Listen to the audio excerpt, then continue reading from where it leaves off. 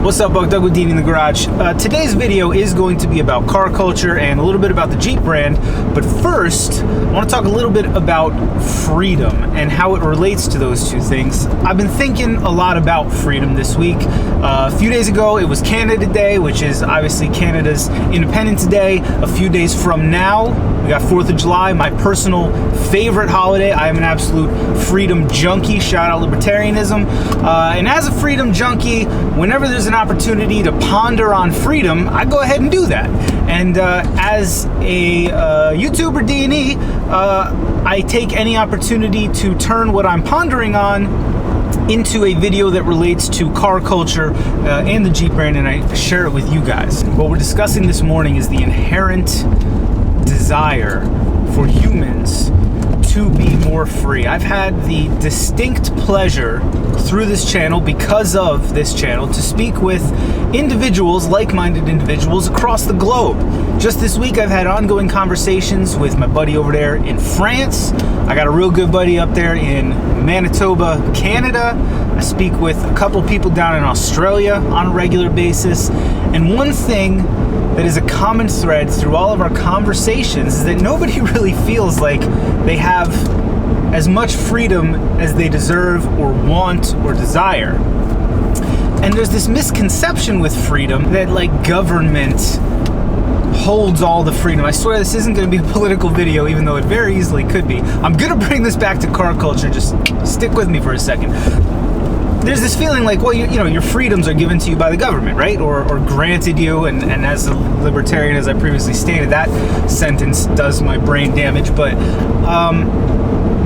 there are freedoms we can take ourselves, personal freedoms that are in a more nebulous definition of freedom. We can take ourselves, and they come from self-sufficiency. When you become more self-sufficient, you inevitably become more free. It's one of the only ways that we can decide our own freedoms for ourselves directly. If you can farm, you can grow your own vegetables, and then you're not dependent on a grocery store, and in a way you've become more free. If you can hunt, you're no longer dependent on the butcher. You are more free. I know these are intense examples because we live in a convenience culture. We're willing to give up those freedoms for convenience. But the fact remains, if we make the choice, we can take back and become more free. Anytime you're less dependent on someone, you're more free. That's all there is to it. Now we take this same idea and we apply it to car culture. I think freedom is a big deal in car culture because our hobby, being car, truck, Jeep guys, is so insanely regulated, and it's not regulated in a vision of what we think it should be, right? Ask most car guys, again, truck guys, Jeep guys, whatever, if they agree with the laws that govern what they're allowed to do to their vehicle. I can't imagine you're gonna find a single one who says, no, I love the laws that tell me what I can and cannot do with the vehicle that I paid for and paid tax on and then paid to register and then paid to insure, and I feel so goddamn free it hurts. No, car guys are constantly at odds with what they have the freedom to do with their property. For the car guy, the ultimate definition of freedom would likely be do whatever you want. No catalytic converters, pull out all the smog boxes, all the EGRs, do whatever you want with the tuning. You never have to get inspected again. That's what freedom would mean to a car guy. Freedom is a very difficult thing to nail down and like look at it and say that's what freedom means, because it's an individual thing. Every person has a different definition of freedom. I almost guarantee that my definition of ultimate freedom is different than yours. Unless you are a severely damaged liberty junkie like me, there's no chance that what I would consider a proper amount of freedom is what you would consider, and that there's no problem with that. We each define it. But I suggest that in 2020, and not with the backdrop of 2020 as it is, just in modern terms, I think most people would agree that the ultimate form of freedom in today's world would be financial freedom. The freedom to not have to look at the price on something, or at least not have to stress about the price on something. The freedom to know that you're going to be able to retire, and at a reasonable age. The freedom to take that vacation, the freedom to order dessert, if you will. Now, on the road to this particular type of freedom, self-sufficiency is one of the only advantages that we can grant ourselves. Being an average person of average means, intelligence, upbringing, education, we're kind of all in this together. But if you're more self-sufficient than the next guy, you have an advantage. If your car breaks down and you can fix it yourself, that's thousands saved at the shop. If your water heater breaks and you can fix it yourself, that's thousands saved from the plumber. My house needs a new roof. I am by no means a roofer, but I'll be dipped if I'm not gonna figure it out, and I can get a roof done good enough. I've done it before and I'll do it again to save myself the X thousands of dollars that a new roof costs. That puts me one up on the next guy who says, I couldn't ever put a roof on. So yeah, 15 grand sounds fair for you to put a roof on my house.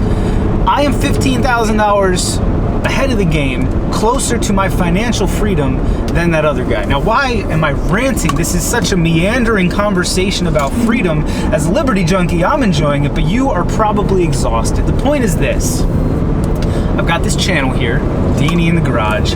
We've made a ton of videos on all different things. We've made how-to videos, we've made project videos, we've made videos like this, meandering conversation vlog videos.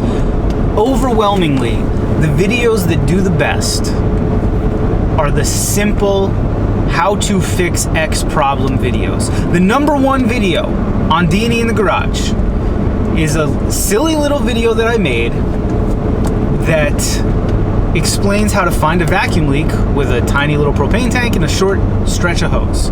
That is our most popular video. The second most popular video is how to fix a sagging headliner. Our third most popular video, I'm pretty sure, how to find and fix death wobble, the complete guide.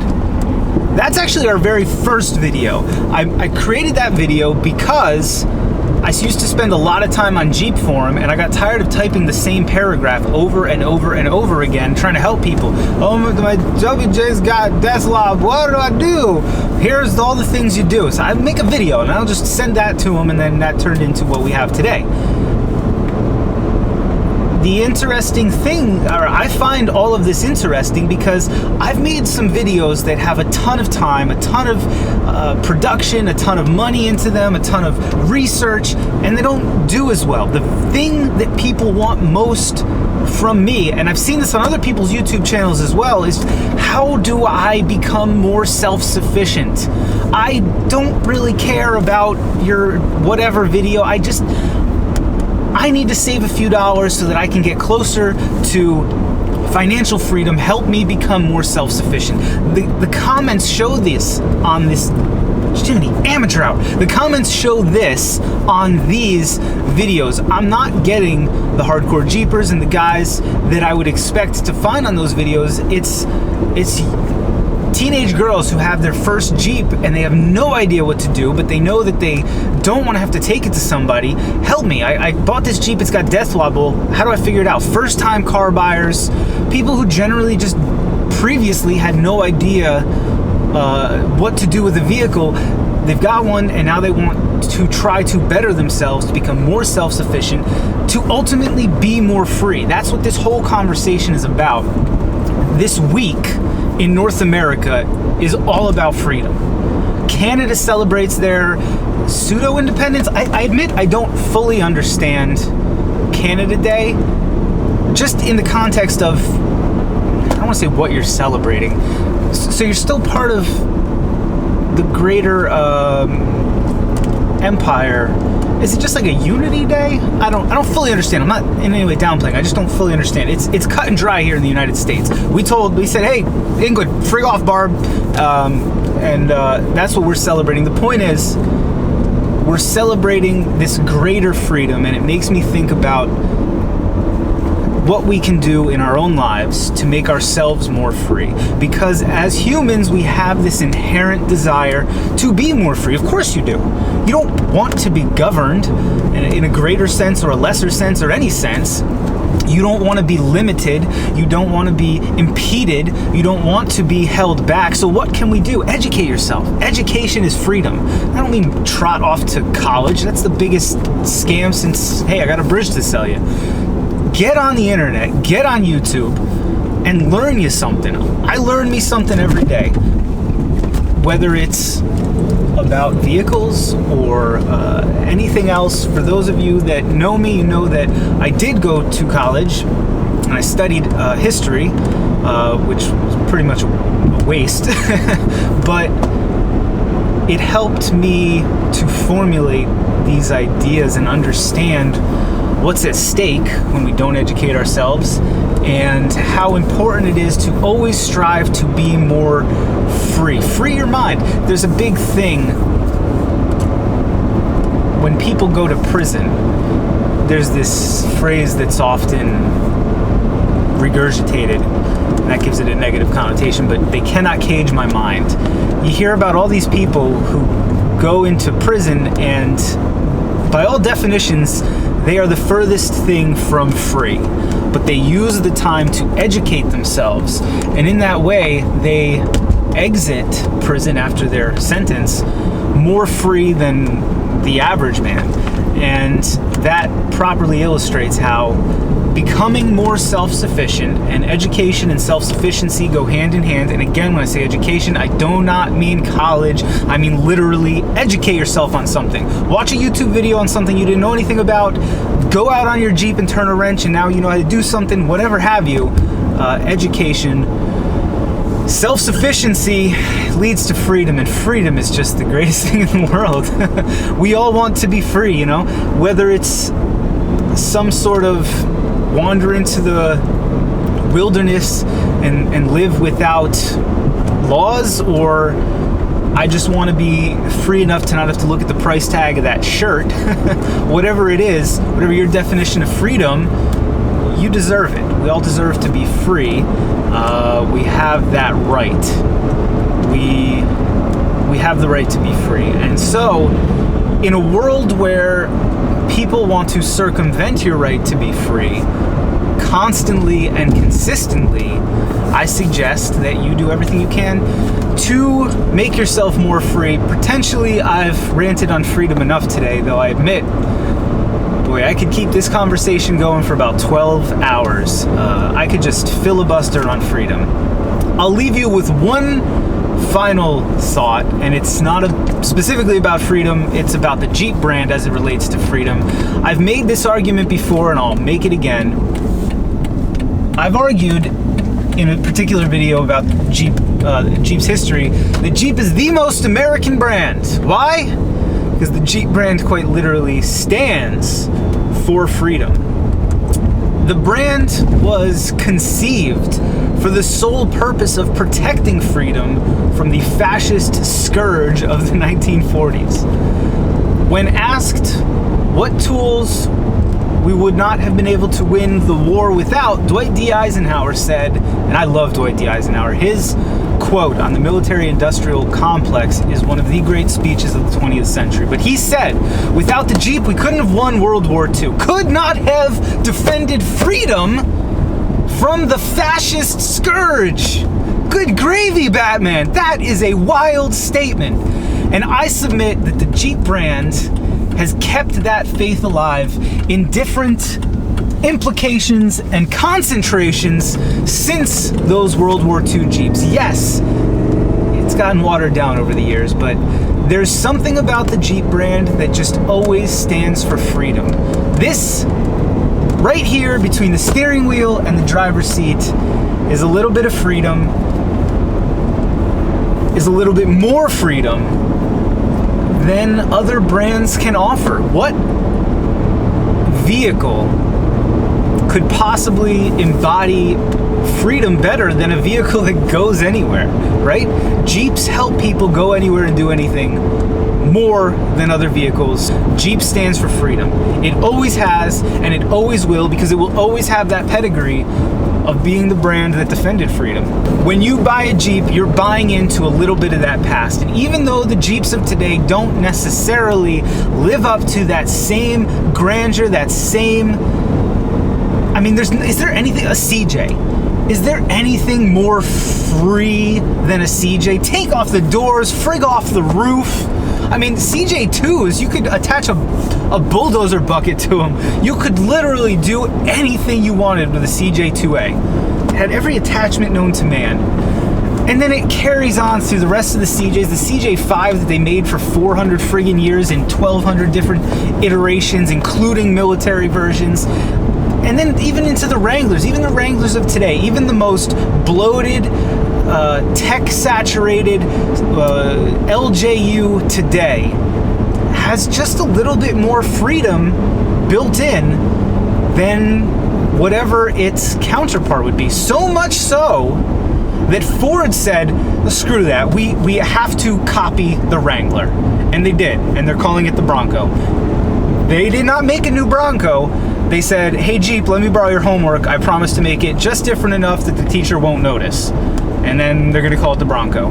I love the idea. I think it's awesome because having more freedom vehicles out there is a good thing. Doors come off, roof comes off. But let's recognize that was all born out of Jeep. Hope you're all able to at least follow along with this meandering conversation about freedom and this diatribe for the Jeep brand. Maybe you noticed I'm dragging the colors today, as glorious as they were when Francis Scott Key penned the Star-Spangled Banner in Baltimore Harbor. Oh man, I love freedom. I love Jeep. I love my country. Did I mention I love freedom? Leave me a comment down there in the squawk boxes. I'd love to know in what ways you are making yourself more self-sufficient and in that way more free. I'd love to know what you think about my assertion that Jeep is the most American brand, and above all else, I'd like to wish everyone a happy Canada Day, a happy 4th of July, and just happy freedom, man. Freedom is a tricky thing in 2020. It's under attack. Some would say justifiably, some would say not justifiably. I will leave you to decide that for yourself.